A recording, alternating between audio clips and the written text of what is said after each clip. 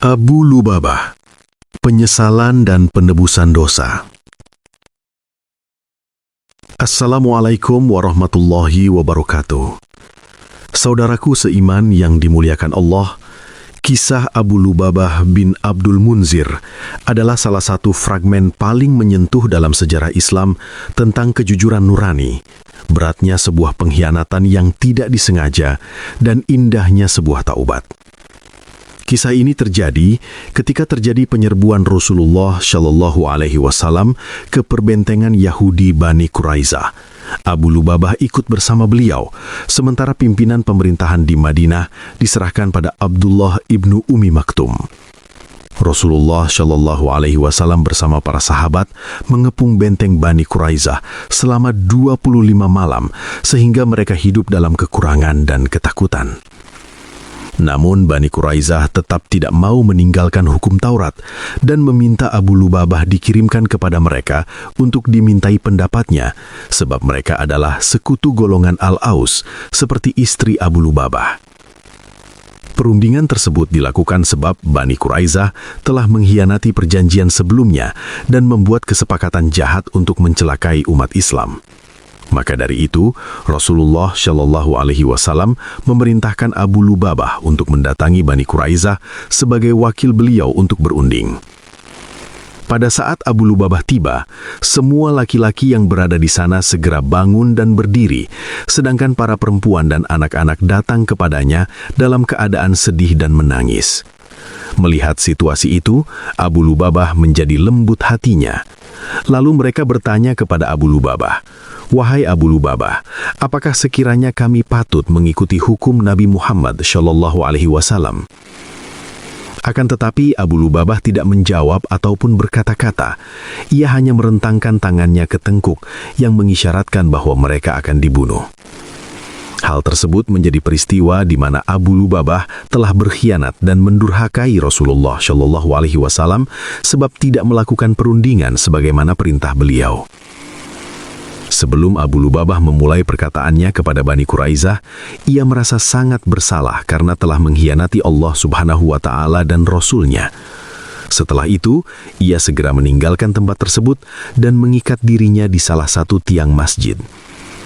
Mengikat diri, Abu Lubabah turut berkata bahwa ia tidak akan meninggalkan tempat itu hingga ampunan Allah Subhanahu wa Ta'ala datang kepadanya. Ia juga berjanji untuk tidak berpijak di tempat Bani Quraizah yang menjadi tempat dirinya berkhianat kepada Rasulullah Shallallahu Alaihi Wasallam. Abu Lubabah berdiam diri di bawah terik matahari tanpa makan dan minum siang dan malam. Lantas ia berkata, "Aku akan terus begini hingga meninggal dunia atau Allah Subhanahu wa Ta'ala mengampuniku." Sementara itu, Rasulullah terus memperhatikannya siang dan malam. Atas peristiwa tersebut, Allah Subhanahu wa Ta'ala kemudian menurunkan wahyu kepada Rasulullah berupa teguran atas perbuatan Abu Lubabah yang mengikat dirinya selama 6 hari di masjid. Wahyu tersebut termaktub dalam Al-Quran surat Al-Anfal ayat 27, sebagaimana firman Allah Subhanahu wa Ta'ala.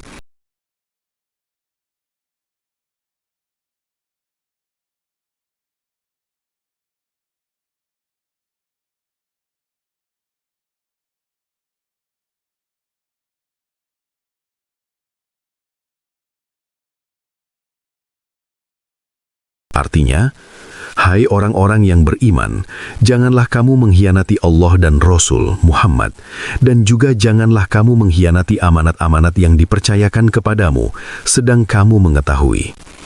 Quran Surat Al-Anfal ayat 27. Setelah turunnya teguran dari Allah Subhanahu wa Ta'ala, datang kembali wahyu yang menyatakan bahwa taubat Abu Lubabah telah diterima, sehingga Rasulullah Shallallahu Alaihi Wasallam melepaskan tali yang mengikat tubuh Abu Lubabah. Wahyu tersebut adalah surat At-Taubah ayat 102.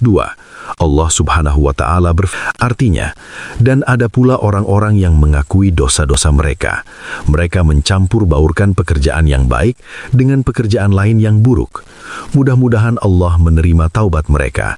Sesungguhnya Allah Maha Pengampun, lagi Maha Penyayang. Quran Surat At-Taubah ayat 102. Setelah itu Rasulullah bersabda bahwa jika Abu Lubabah datang kepadanya untuk meminta maaf, beliau akan memohonkan ampun. Namun karena ia memilih mengadu langsung kepada Allah, maka keputusannya ada di tangan Allah. Saat kabar gembira itu tersebar, para sahabat berlari ingin melepaskan ikatannya. Namun Abu Lubabah menolak. Ia berkata, "Demi Allah, jangan biarkan ada orang yang melepaskan ikatanku ini, kecuali Rasulullah Shallallahu Alaihi Wasallam sendiri dengan tangan beliau." Akhirnya, ketika Rasulullah hendak berangkat untuk sholat subuh, beliaulah yang melepaskan ikatan tersebut. Demikianlah kisah pertaubatan sahabat Nabi Abu Lubabah yang berkhianat dan menghukum diri sendiri setelah memberi tanggapan buruk kepada orang-orang Bani Quraizah hingga Allah Subhanahu wa Ta'ala mengampuni dosanya. Pelajaran yang dapat kita petik dari kisah Abu Lubabah yaitu: pertama, tentang integritas diri. Kesalahan sekecil apapun terhadap amanah pimpinan dan agama harus disikapi dengan tanggung jawab besar. Kedua, kesungguhan taubat. Taubat bukan sekedar kata-kata, melainkan penyesalan mendalam yang menggetarkan jiwa. Ketiga, kasih sayang Allah. Pintu ampunan selalu terbuka bagi siapa saja yang jujur mengakui kesalahannya. Demikianlah saudaraku, semoga bisa menginspirasi dan memotivasi kita untuk menjadi muslim yang baik. Kesempurnaan hanya milik Allah semata. Jika ada yang buruk atau tutur kata yang tidak berkenan, datangnya dari diri saya pribadi selaku manusia. Mohon maaf atas kekhilafan, semoga Allah Subhanahu wa Ta'ala membimbing kita semua ke jalan yang benar. Jangan lupa subscribe, like, dan komentarnya, serta bunyikan lonceng agar sobat semua mendapatkan notifikasi video-video saya selanjutnya. Wassalamualaikum warahmatullahi wabarakatuh.